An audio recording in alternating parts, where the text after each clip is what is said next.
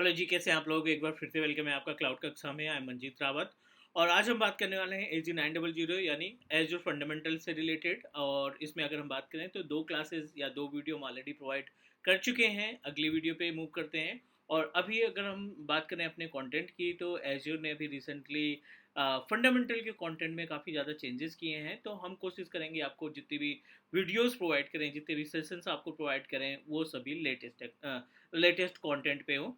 तो ये अपने पास कंटेंट की डिटेल है जो हमने डाउनलोड कर रखा है, जिसमें से हमने ऑलरेडी कंप्यूटर के बारे में, क्लाउड कंप्यूटिंग के बारे में, मॉडल के बारे में और यहाँ तक कि हमने अवेलेबिलिटी स्केलेबिलिटी के बारे में, इंफ्रास्ट्रक्चर प्लेटफॉर्म, इनमें गैप क्या है, इनके बारे में भी डिस्कस कर लिया है। अब आते हैं अगले स्टेप पे। अगला स्टेप क्या कहता है, रीजनल पेयर्स क्या होते हैं, जोन्स क्या होते हैं। तो ये सभी टॉपिक हम आज आपको डिफाइन करने वाले हैं कि जोन और रीजन में क्या गैप है, क्या डिफरेंस है, डेटा सेंटर्स क्या होते हैं, रिसोर्सेज क्या है, रिसोर्स ग्रुप क्या होता है, सब्सक्रिप्शन कितने तरीके के होते हैं, मैनेजमेंट ग्रुप क्या होते हैं, राइट। तो ये पूरा एजेंडा है अपने पास। इसमें हम बात करने वाले हैं describe the core architectural component of azure, right. तो विच इज़ रियली इंपॉर्टेंट। अगर आगे आप प्लान कर रहे हो as a administrator, Azure administrator के लिए, या एज्योर आर्किटेक्ट के लिए, या फिर एज्योर डेवलपमेंट के लिए, तो कहीं ना कहीं फंडामेंटल हमें आना चाहिए, क्योंकि फंडामेंटल जो है वो बेस है। ये आपका फंडामेंटल अगर आपका क्लियर रहेगा तो जाहिर सी बात है आप कोई सी भी मीन्स आर्किटेक्ट का पार्ट या एडमिनिस्ट्रेटर का पार्ट अपनी तरफ से आप सेलेक्ट कर सकते हैं।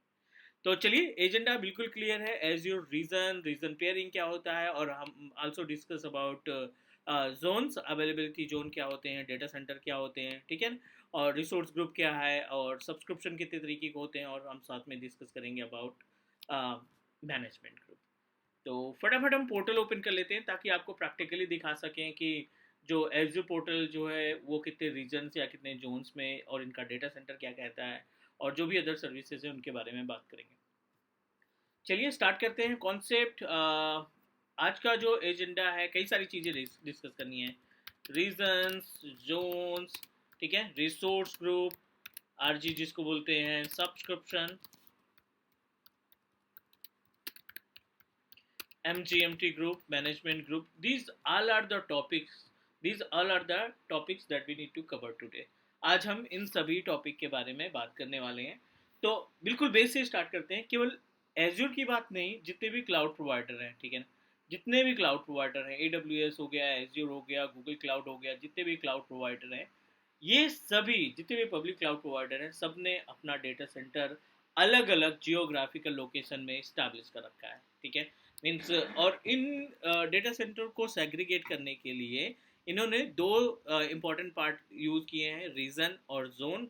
उसी तरीके से एज्योर की बात करें तो एज्योर ने भी अपना जो डेटा सेंटर है उनको सेग्रीगेट किया है जोन्स में और रीजन्स में। तो ये हमारी रिस्पॉन्सिबिलिटी बनती है कि जोन्स और रीजन के बीच में गैप क्या है। As a administrator, as a architect, ये हमारी रिस्पॉन्सिबिलिटी बनती है कि दोनों में डिफरेंस क्या होता है। तो अभी के लिए मान लेते हैं यहाँ पे इन्होंने बहुत सारे डेटा सेंटर इस्टेब्लिश कर रखे हैं। ये सभी इनके डेटा सेंटर हैं, अलग अलग कंट्रीज़ में, अलग अलग जियोग्राफिकल लोकेशन में इन्होंने अपने डेटा सेंटर को इस्टेब्लिश कर रखा है, ठीक है। अप टू 65 डिफरेंट लोकेशन में इन्होंने अपने डेटा सेंटर को इस्टेब्लिश कर रखा है, और आगे कुछ लोकेशन में और भी ये प्लान कर रहे हैं। सबसे इम्पॉर्टेंट पार्ट ये है कि ये सभी डेटा सेंटर आपस में कनेक्टेड रहते हैं, सभी डेटा सेंटर आपस में जुड़े होते हैं। बट क्वेश्चन यहाँ पे आता है कि रीजन क्या होता है, जोन क्या होता है, इनको हम कैसे इस्तेमाल करते हैं। ये हमारी रिस्पॉन्सिबिलिटी है कि हम इनको अच्छी तरीके से समझें। चलिए, जोन, रीजन, और एक पार्ट हम ऐड करना चाहते हैं, डेटा सेंटर्स, ठीक है। ये भी आपका आएगा, ये भी कंफ्यूजन में है क्या डेटा सेंटर, राइट। तो बहुत बेस से बताते हैं आपको, प्रैक्टिकली दिखाते हैं। जैसे ये अपने पास पोर्टल है, और इस पोर्टल में हम एक VM क्रिएट करते हैं। कोई से भी सर्विस क्रिएट करिए, आपसे पूछेगा कि किस रीजन या किस जोन में आप क्रिएट करना चाहते हैं। तो यहाँ से क्लियर हो जाएगा दोनों के बीच में गैप, रीजन और जोन के बीच में।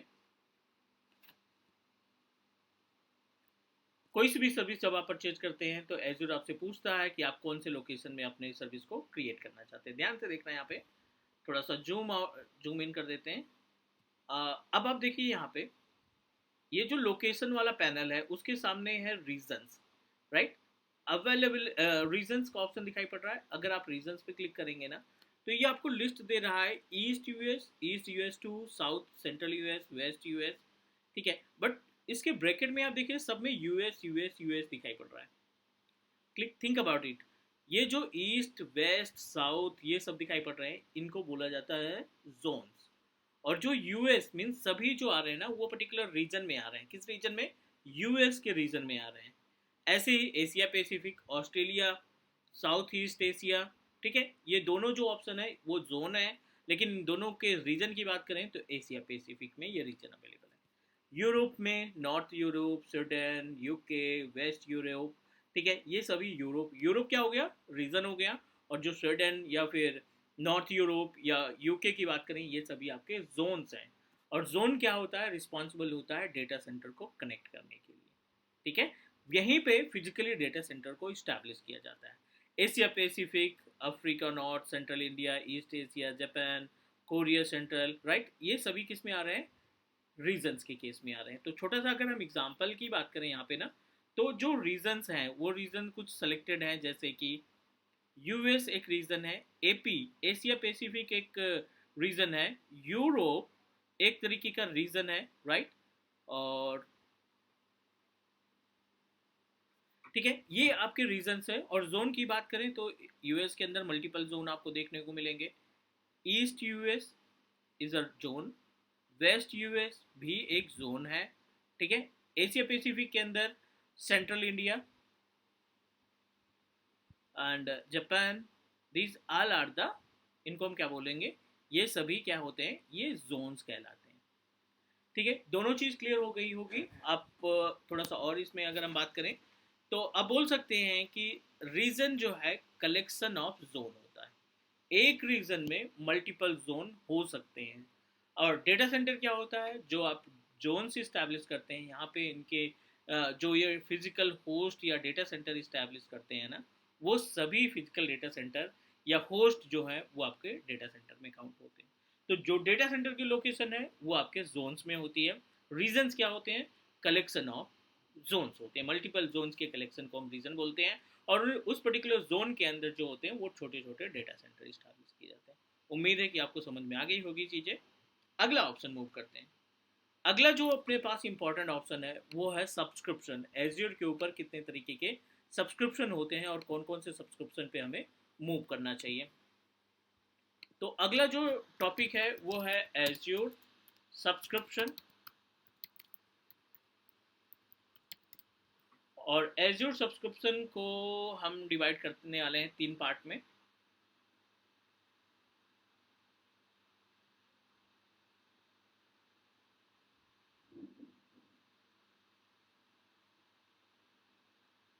ठीक है, एज्योर सब्सक्रिप्शन में एक तो अपने पास आ जाएगा फ्री ट्रायल, दूसरा पे एज यू गो, और थर्ड वन MSDN, ठीक है। अलग अलग कैटेगरी है अपने पास सब्सक्रिप्शन की। फ्री ट्रायल अकाउंट, पे एज यू गो अकाउंट और MSDN अकाउंट, ये 3 तरीके के आपके पास सब्सक्रिप्शन की इंफॉर्मेशन हो गई। चलिए बात करते हैं यहाँ पे फ्री ट्रायल क्या है। फ्री ट्रायल के केस में आप हर एक क्लाउड प्रोवाइडर फ्री एक्सेस देता है सर्विसेज को यूज़ करने के लिए, ताकि आप सीखें चीज़ों को और इम्प्लीमेंट कर सकें किसी भी ऑर्गेनाइजेशन के लिए।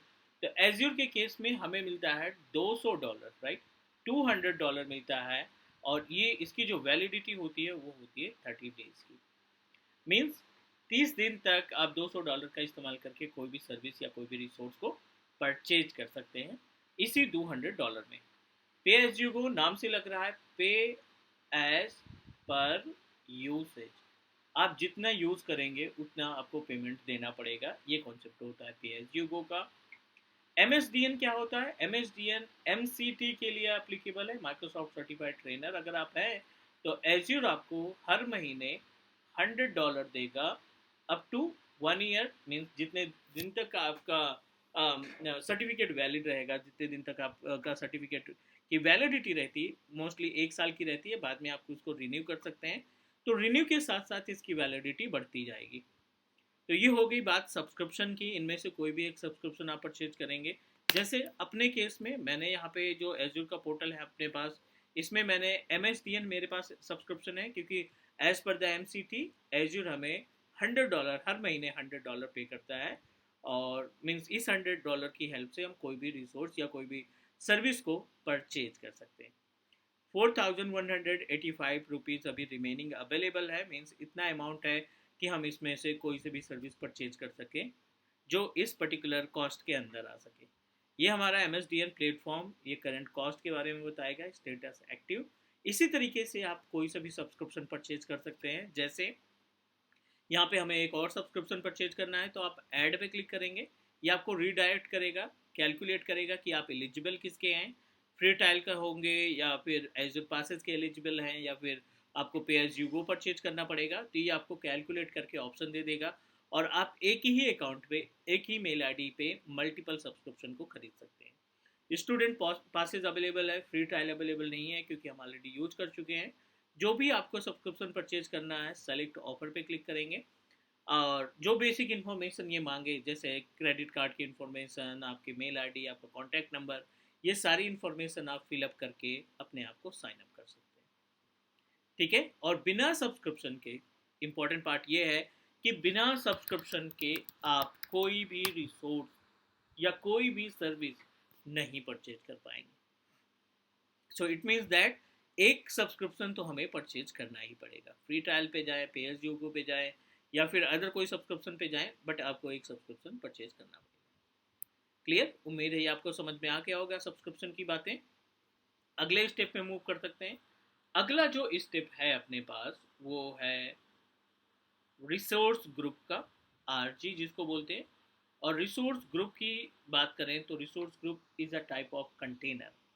मीन्स आपके पास ये एज्योर का पोर्टल है और इस एज्योर पोर्टल की हेल्प से आप मल्टीपल सर्विसेज डिस्ट्रीब्यूट करना चाहते हैं अलग अलग वेंडर को। ठीक है, मान लीजिए आप ABC एक आपका वेंडर है, क्लाइंट है, XYZ एक वेंडर है, ठीक है, ये कंपनी है जो आपसे सर्विसेज मांग रही है, टेस्ट एक वेंडर है या कंपनी है जो आपसे सर्विस की रिक्वेस्ट कर रखी है कि आप प्लीज़ हमें कुछ सर्विसेज प्रोवाइड कर दीजिए हमारे ऑर्गेनाइजेशन को यूज़ करने के लिए। उदाहरण के लिए वर्चुअल मशीन और आपने स्टोरेज, आपने डेटाबेस, आपने VPN, कई सारी सर्विसेज बना रखी है। तो हर एक कंपनी की रिक्वायरमेंट के हिसाब से ABC ने रिक्वेस्ट की है कि आप VM दे दीजिए, XYZ ने रिक्वेस्ट की कि आप हमें स्टोरेज प्रोवाइड कर दीजिए। ठीक है, और टेस्ट यूजर अकाउंट ने बोला कि आप मुझे SQL सर्वर एस्टैब्लिश कर दीजिए। तो आप हर एक क्लाइंट के लिए एक एक रिसोर्स ग्रुप बनाएंगे और जो सर्विस है उन्हीं के रिसोर्स ग्रुप में होनी चाहिए। क्लियर? अब मेरे केस में मैं अगर अपने पोर्टल की बात करूँ तो यहाँ पे मल्टीपल रिसोर्सेज हमने बना रखे हैं, मल्टीपल रिसोर्स ग्रुप क्रिएट कर रखे हैं। अब आप देखिए हर एक क्लाइंट के अकॉर्डिंग, जैसे AVD क्लास, AVD एक मीन्स जो वर्चुअल डेस्कटॉप की क्लास हमने कंटिन्यू चलती है तो उसके लिए हमने एक रिसोर्स ग्रुप बना रखा है। AG104 की क्लास चलती है तो उसका रिसोर्स ग्रुप अलग बना रखा है। एज्योर पॉलिसी का एक प्रैक्टिकल बनाना था तो उसके लिए हमने अलग रिसोर्स ग्रुप बना रखा है। ठीक है, तो रिसोर्स ग्रुप एक लॉजिकल कंटेनर है जिसकी मदद से आप क्या कर सकते हैं, अपनी सर्विसेज को सेग्रीगेट कर सकते हैं। क्लियर? तो ये उम्मीद है कि आपको ये सभी जो डिस्कशन हुआ अभी वो क्लियर हो गया होगा। फिर भी कोई डाउट या कोई क्वेश्चन लगता है तो आप कमेंट ड्रॉप करिए, हम कोशिश करेंगे आपके कमेंट का रिप्लाई देने की। आज के लिए इतना ही, अगले मिलते हैं अगली वीडियो में और डिस्कस करते हैं एज्योर फंडामेंटल के बारे में। बाय बाय, टेक केयर और please do subscribe your cloud कक्षा। Bye bye guys.